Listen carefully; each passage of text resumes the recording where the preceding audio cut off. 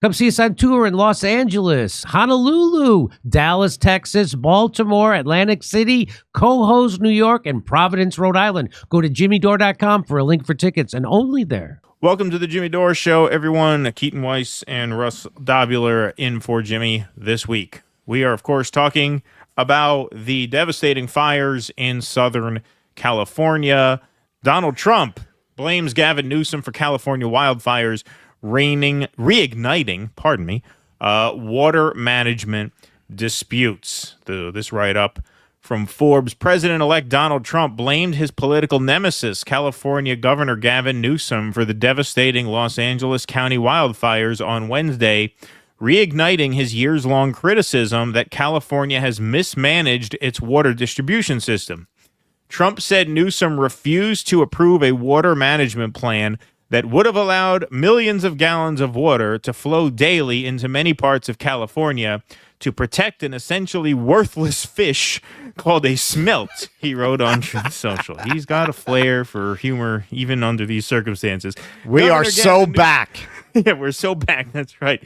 Governor Gavin Newscum refused to sign the water restoration declaration put before him that would have allowed millions of gallons of water from excess rain and snow melt from the north to flow daily into many parts of California, including the areas that are currently burning in a virtually apocalyptic way. He wanted to protect an essentially worthless fish called a smelt by giving it less water. Parentheses, it didn't work. Didn't even work for the smelt, but didn't care about the people of California. Now the ultimate price is being paid. I will demand that this incompetent governor allow beautiful, clean, fresh water to flow into California. He is the blame for this. On top of it all, no water for fire hydrants, not firefighting planes. A true disaster. Trump for years has argued that the state should divert more water from Northern California, where most of the state's water comes from, to farmers in Southern California and the Central Valley, claiming it would moisten the ground and prevent fires, rather than sending a portion through the Sacramento-San Joaquin Delta to preserve wildlife that live there, including smelt. See, I'm a little concerned that the smelt are going to be the kind of scapegoat in all of this. Remember, folks, it's not the smelt's fault. The smelt didn't do anything. They're just little like fish. Yeah, they're like migrant fish. Yeah, exactly. They're the migrant fish of this debate. They're just trying to make their way in the world, just like all of us. Trump revived the debate during his 2024 campaign and said in September he would withhold federal wildfire aid to California if elected unless Newsom agreed to transport more water to farmers. If he doesn't sign those papers, we won't give him money to put out all his fires, Trump said in September. During his 2016 campaign, he used the groundwater debate in an appeal to California farmers, and during his presidency, his administration issued a rule reversing scientific findings incorporated in the Endangered Species Act that prioritizes protections for smelt over immigration systems in times of droughts. Over immigration systems is quite a bit different. Yeah, you put that in my head. That's why. Over irrigation systems in times of drought, according to the New York Times. So that Forbes article links to this Times article from October 2019.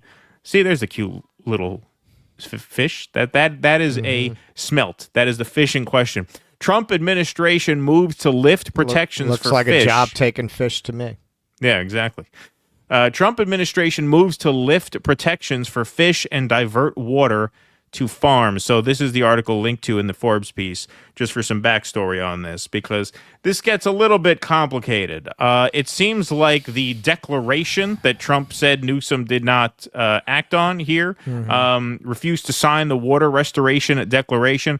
It appears no such declaration exists in writing, so that's why you always got to kind of look at this. But it is true that Trump and Newsom have been feuding over the lack of water being supplied from north to south, dating back many years. So overall, you know, what Trump is saying here is not total bullshit. Like, there is something there. The Trump administration on Tuesday, remember this is back in October 2019, moved to weaken protections for a threatened California fish a change that would allow large amounts of water to be diverted from the San Francisco Bay Delta to irrigate arid farmland and could harm the region's fragile ecosystem. The plan, which administration officials expect to be finalized in January, is a major victory for a wealthy group called Group of California Farmers that had lobbied to weaken protections on the fish the Delta smelt. It also might intensify ethics questions about Interior Secretary David Bernhardt, who was the lobbyist for those farmers until just months before he joined the Trump administration. The Delta smelt an unassuming finger-sized fish with little utility. See, so he was right. So it is kind of a worthless fish. I mean, no offense to the smelt, but they are corroborating that. Maybe this is where he got it from. I read it in the New York Times. Can't put a harness on it and get it to pull a plow. Exactly. Fuck it. No. That fish does seem kind of useless.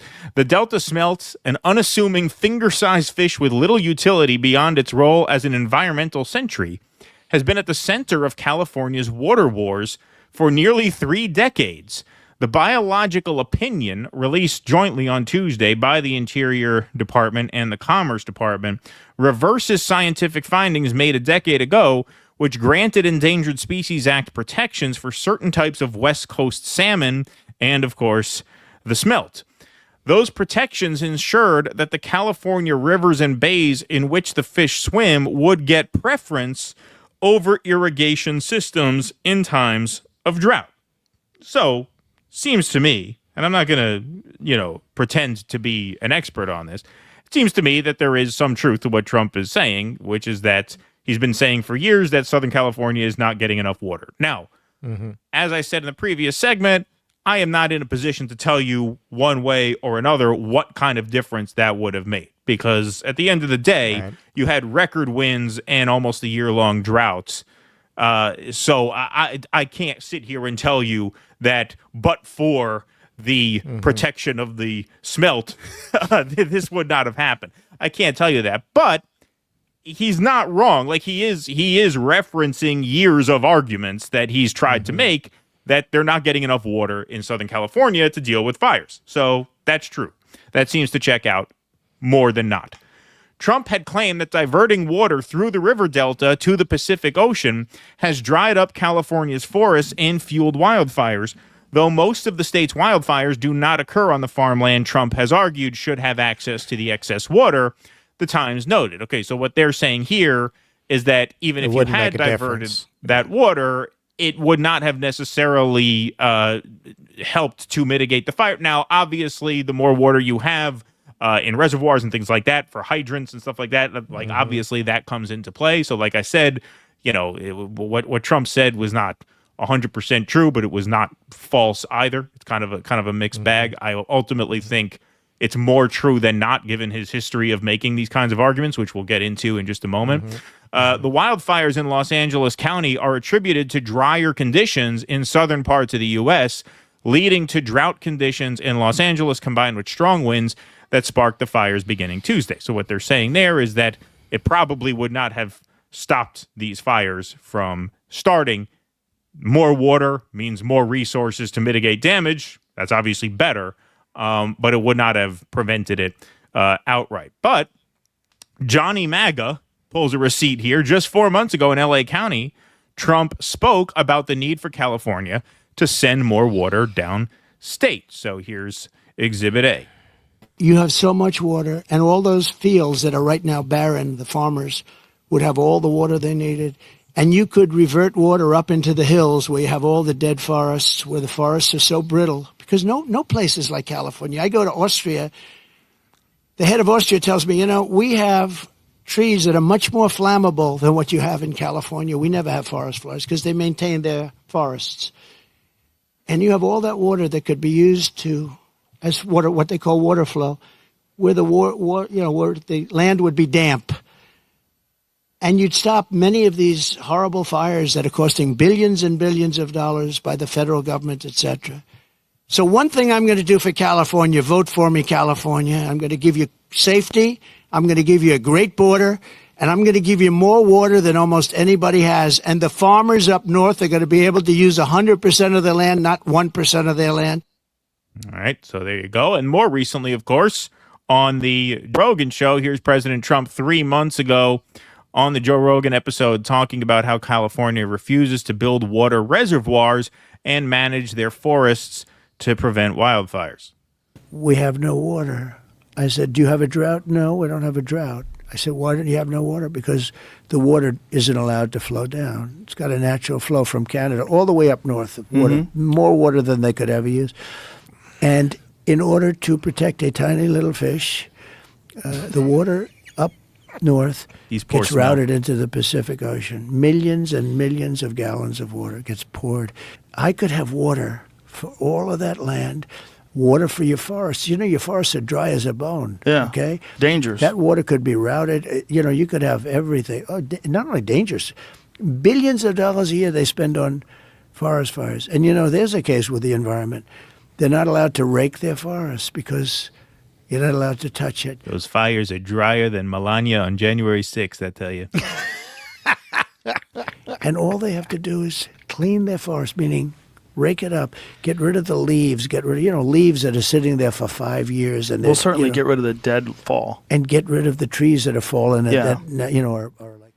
All right, so there's another recent example. But if we go back to 2019, so it was just, 11 days after that Times article came out, here's Donald Trump again. The governor of California, Gavin Newsom, has done a terrible job of forest management. I told him from the first day we met that he must clean his forest floors regardless of what his bosses, the environmentalists, demand of him.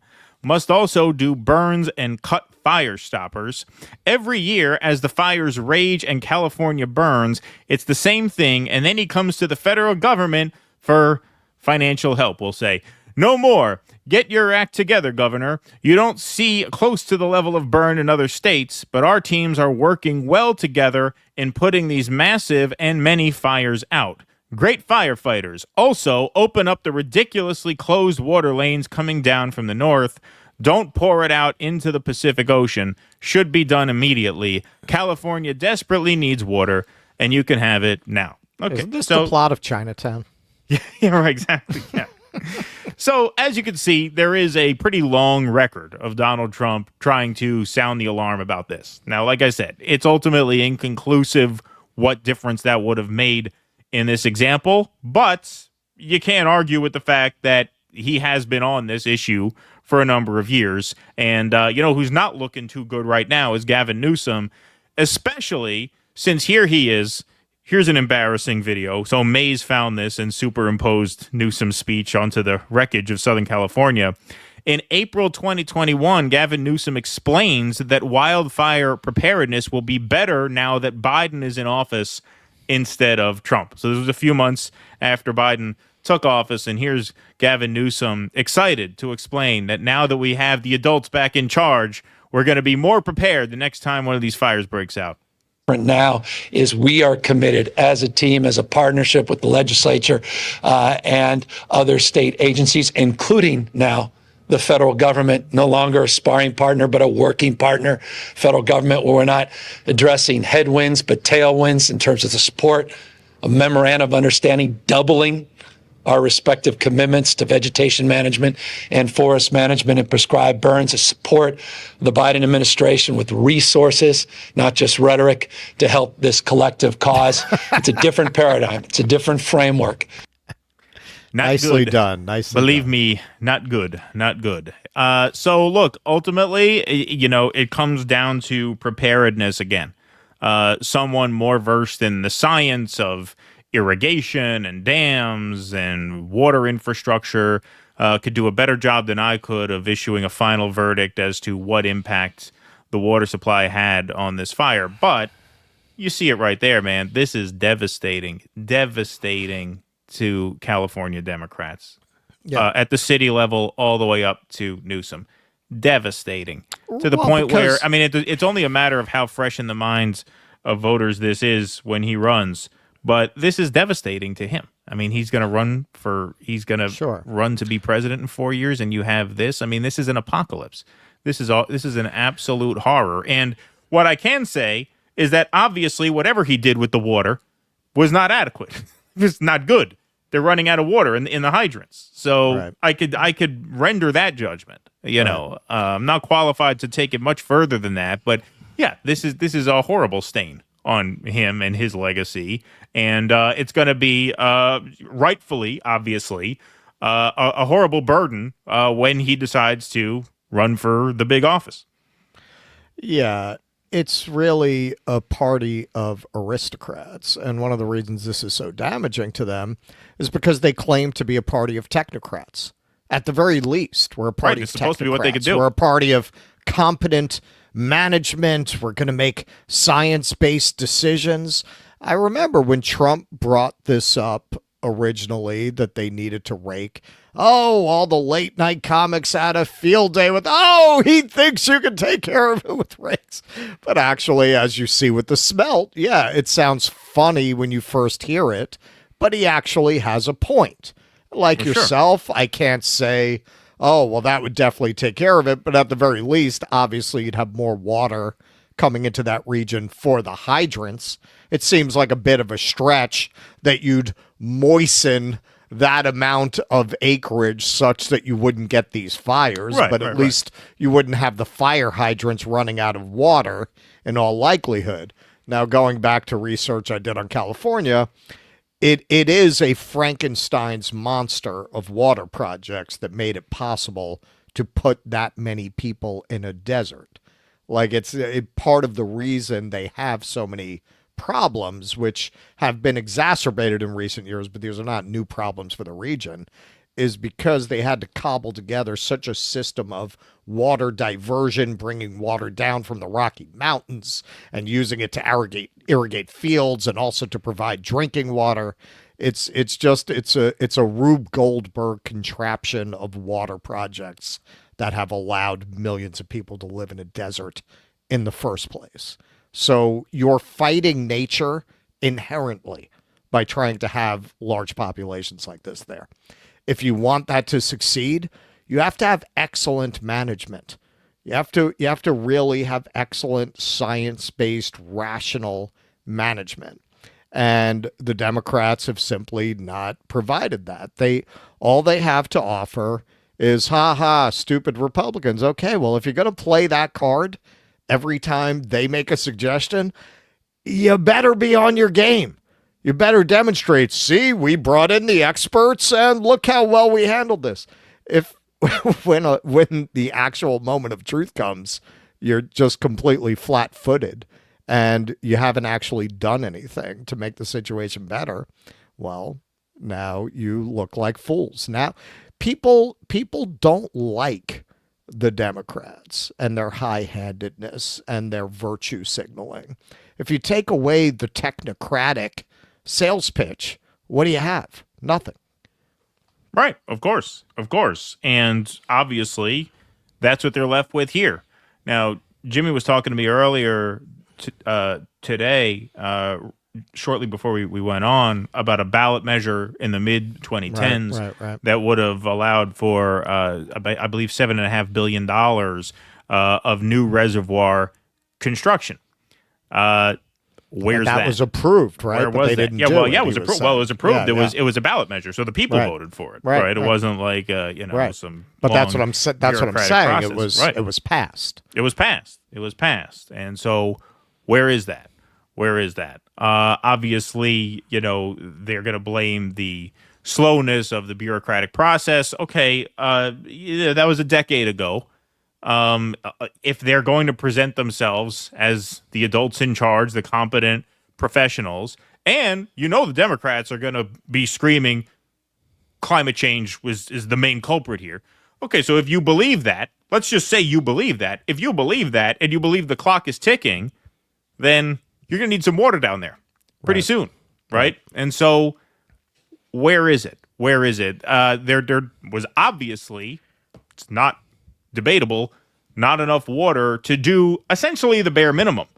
I mean, the bare minimum. We saw in the last segment, you have firefighters up in the hills trying to get these fires out, and they radio in, there's no more water here. There's nothing we could do. I mean,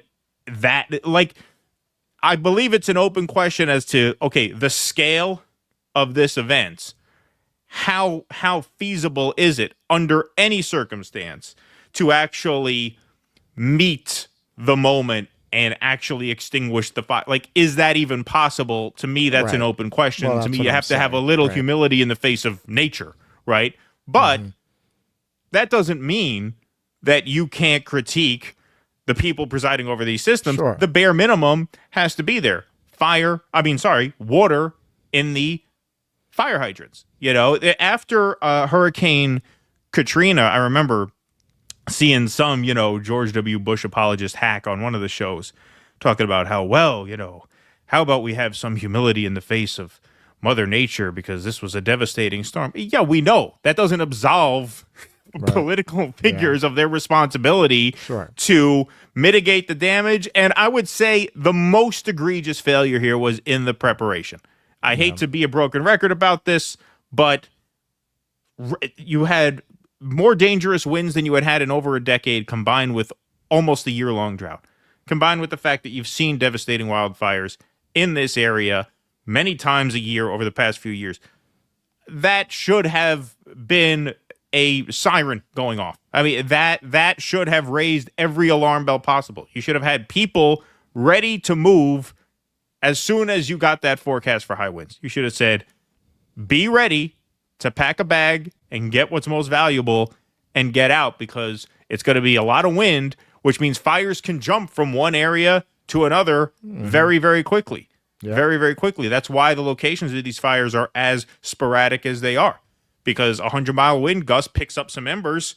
That takes it. Now you got palm trees on fire. Now you have palm trees falling on power lines falling on houses. I mean, this is happening all over the place. And there's no way to forecast exactly where it's going to hit because of those high winds. So just devastating. No, I heard there's a mob with pitchforks and torches going to the home waters of the smelt right now. Yeah, well, that's the thing. That's the thing, everybody. Don't blame the smelt. The smelt are doing the best they can. It's not their fault. Yeah. It's not their fault. Hey, are you overwhelmed with back taxes or unfiled returns? Well, get ready, because since COVID relief ended, the IRS hired 20,000 new enforcement agents proposing millions of pay-up notices for 2025. If you're worried about IRS collection tactics, you don't have to face them alone. Tax Network USA is there to help. Tax Network USA is the nation's premier tax relief firm and has negotiated over $1 billion in tax relief for clients. Our services include penalty forgiveness, hardship programs, where you might not have to repay anything until your tax debt expires, and offer and compromise solutions for lump sum settlements. Whether you owe $10,000 or $10 million, our experts are ready to assist you. Even if you're behind on taxes due to missing personal or business records, Tax Network USA can guide you through the process. Tax season is long over, and for the IRS, that means it's collection season. Contact Tax Network USA for personalized support. Handling IRS matters without professional help is risky. Protect your financial security with guidance from Tax Network USA. Our experts provide strategic advice on reducing or eliminating your tax debt. To schedule a complimentary consultation, call 1-800-958-1000 or visit tnusa.com/Jimmy. Don't let the IRS aggressive tactics control your life. Empower yourself with Tax Network USA support and take charge of your financial future. I sound like Joe Biden. Your financial future. America can be summed up in one word. So visit tnusa.com today. Come see us on tour in Los Angeles, Honolulu, Dallas, Texas, Baltimore, Atlantic City, Cohoes, New York, and Providence, Rhode Island. Go to jimmydore.com for a link for tickets, and only there.